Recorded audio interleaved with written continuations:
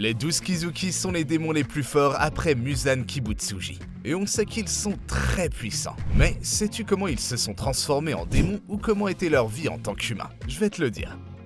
Kamanue. Il n'y a pas beaucoup d'informations sur Kamanue, parce qu'il n'est pas un personnage très important. On sait seulement qu'il a remplacé Kyogai en tant que 6e rang inférieur. Il doit donc être plus puissant que lui. Il en va de même pour le reste des lunes de rang inférieur à l'exception de Rui et Enmu. On sait que leurs noms sont Mukago, Wakuraba et Rokuro grâce au premier fanbook. Et c'est à peu près tout. On peut supposer que Wakuraba pensait être si rapide qu'il serait capable de s'échapper du château de l'infini avant de se faire tuer par Muzan. Mais peut-être qu'il surestimait ses capacités. Mukago a été dépeinte comme la plus lâche des lunes de rang inférieur après avoir lu ses pensées. Elle a été la 2e à être tuée par Muzan cette nuit-là. Rokuro, quant à lui, a essayé de sauver sa vie en convainquant Muzan qu'il pouvait être utile. Mais dès qu'il a demandé plus de son sang, il s'est mis en colère et l'a achevé. Enmu. On dit qu'Enmu n'était pas capable de faire la distinction entre les rêves et la réalité quand il était enfant, ce qui causait beaucoup de problèmes à son entourage. À l'âge adulte, il utilisait des techniques d'hypnose pour faire croire à des personnes en phase terminale qu'elles avaient recouvré la santé. Il a continué à escroquer les gens de cette façon, bien qu'il ait compris que ce n'était qu'un mensonge. Il est devenu un démon la nuit où Muzan est venu le dévorer. Il a remarqué qu'Enmu ne souffrait pas, mais qu'au contraire il le louait et a fini par le transformer en démon. Rui. Rui était un garçon très faible depuis sa naissance, mais il a un jour rencontré Muzan et l'a transformé en démon pour le sortir de sa souffrance au prix de devenir un démon. Bien sûr, ses parents n'étaient pas très heureux que leur fils mange des gens pour être en bonne santé, et ils ont essayé de le tuer dans son sommeil. Rui, se sentant profondément trahi, les a tués à la place. Ce n'est que lorsqu'il a entendu les derniers mots de sa mère qu'il a compris qu'ils allaient mettre fin à leur jour après l'avoir tué. Il a essayé de se créer une fausse famille pour combler le vide, mais en devenant plus puissant, il a oublié ce qu'il cherchait et s'est retrouvé avec un groupe de personnes qui ne faisaient que ce qu'il voulait parce qu'elles avaient peur de ce qu'il pouvait leur faire. Daki et Gyutaro. Daki et Gyutaro ont grandi dans une extrême pauvreté. Gyutaro était l'aîné de la fratrie et a dû survivre presque toute son enfance par ses propres moyens. Des années plus tard, Ume est née et elle a été la lumière dans la vie de Gyutaro. Quand Ume a eu 13 ans, Gyutaro l'a retrouvée presque morte et agonisante. Elle avait rendu aveugle un samouraï venu comme client avec une épingle à cheveux et par vengeance, elle avait été brûlée vive. Cela a rempli Gyutaro de rage. Le même samouraï a essayé de tuer Gyutaro alors qu'il se lamentait sur la souffrance de sa sœur. Il est allé tuer le samouraï et est reparti avec sa sœur à peine vivante. Ils ont pu rencontrer Duma, le 6 de haut rang de l'époque, qui leur a donné un peu de son sang par pitié. Grâce à cela, ils ont survécu en se transformant en démons. Et avec le temps, ils ont fini par devenir les 6 de rang supérieur. Gyoko. Managi était le nom de naissance de Gyoko, le rang 5 supérieur. En tant qu'humain, il vivait dans un village de bord de mer. Ses 2 parents sont morts noyés lors d'une partie de pêche. Quand Managi a vu leurs cadavres, il a été fasciné par eux et a fait une fixation sur les cadavres. Il a commencé à collectionner les carcasses de poissons et bien d'autres choses. Un jour, un enfant l'a tellement taquiné que Managi a fini par le tuer et le mettre dans un pot. Quand les parents ont appris ce qui était arrivé à leur enfant, ils ont attaqué Managi avec une lance de pêche à dents et l'ont laissé mourir. Il a passé 12 heures à survivre avec cette blessure lorsqu'il a rencontré Muzan, qui l'a transformé en démon. Hantengu. Hantengu était un menteur depuis son enfance. Il a tellement menti qu'il a même oublié son nom, son âge et son passé. Il a commis de nombreux crimes et meurtres durant sa vie humaine et, au lieu d'assumer la responsabilité de ses actes, il disait toujours que c'était la faute de ses mains.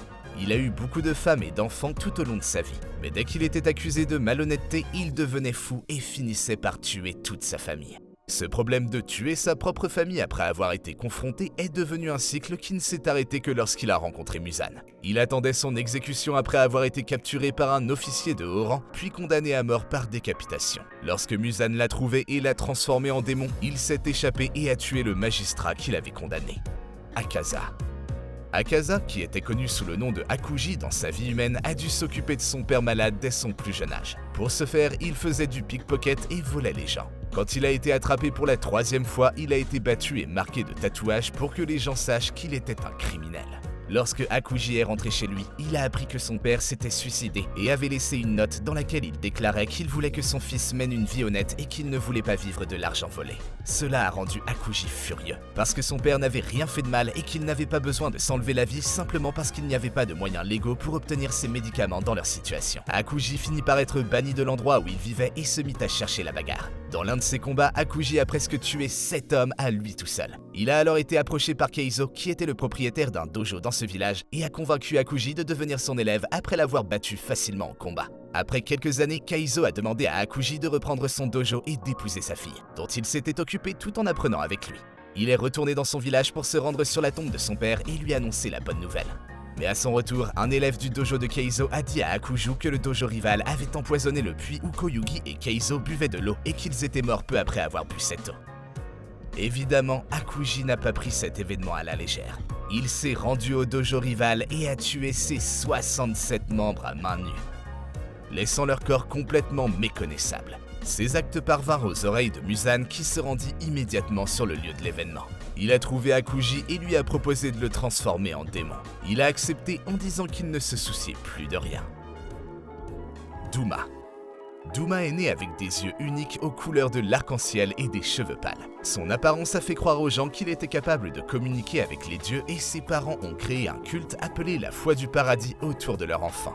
Il n'avait pourtant aucun pouvoir de communication avec les dieux, mais il jouait le jeu des croyances de ses parents et laissait les gens vivre même s'il pensait que tout cela était stupide et dénué de sens.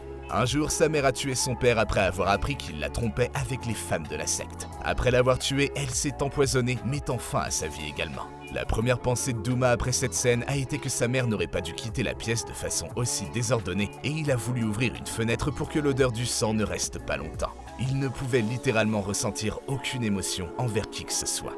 Quand il a eu 20 ans, il a rencontré Muzan qui a probablement vu du potentiel en lui et l'a transformé en démon.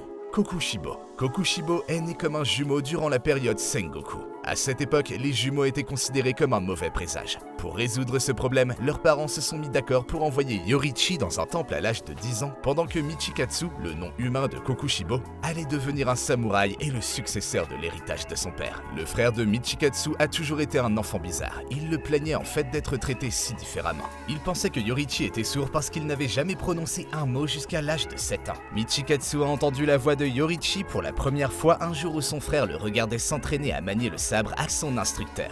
Yorichi a déclaré qu'il souhaitait également devenir un samouraï. Il a eu l'occasion d'en apprendre un peu plus sur le sujet et après avoir reçu des instructions de base, une épée en bambou et sachant que son frère n'avait jamais été capable de frapper son instructeur, il a réussi à lui asséner 4 coups qui l'ont assommé. Michikatsu est absolument stupéfait par les compétences de son frère. Après ce jour, les jumeaux ont cru que leur père allait changer leur place en envoyant Michikatsu au temple à la place de Yorichi. Mais une nuit, Yochiri est allé dans la chambre de Michikatsu au milieu de la nuit et lui a dit que leur mère était morte et qu'il allait partir et rejoindre le temple avant que leur père envoie Michikatsu. Après son départ, Michikatsu n'a pu que ressentir de la haine et de la jalousie pour son frère. Ce sentiment s'est accru encore plus lorsqu'il a réalisé que son frère était déjà au courant de la maladie de leur mère et que chaque fois qu'il s'accrochait à son côté gauche, il l'aidait en fait à mesure que son côté gauche s'affaiblissait. Son frère n'était pas seulement exceptionnellement bon à l'épée, il était aussi meilleur en tout.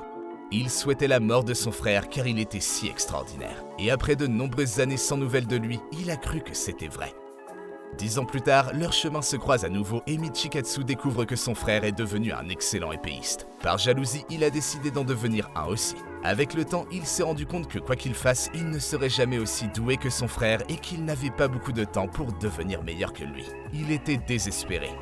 À ce moment-là, Muzan l'a approché et l'a convaincu de devenir un démon afin qu'il ait l'éternité pour devenir meilleur que son frère. Et c'est ainsi que Michikatsu est devenu Kokushibo. Il a fait preuve d'une telle puissance qu'il a fini par devenir le rang supérieur. Et c'est l'histoire derrière les 12 Kizuki que nous avons connus jusqu'à présent. Les 6 inférieurs que Muzan a lui-même tués et les 6 supérieurs qui restent invaincus.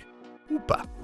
Quel est ton Kizuki préféré jusqu'à présent? Écris-le dans la section des commentaires et n'oublie pas de laisser un like et de t'abonner si tu veux plus de contenu sur Demon Slayer. Merci d'avoir regardé et je te dis à la prochaine. Ciao!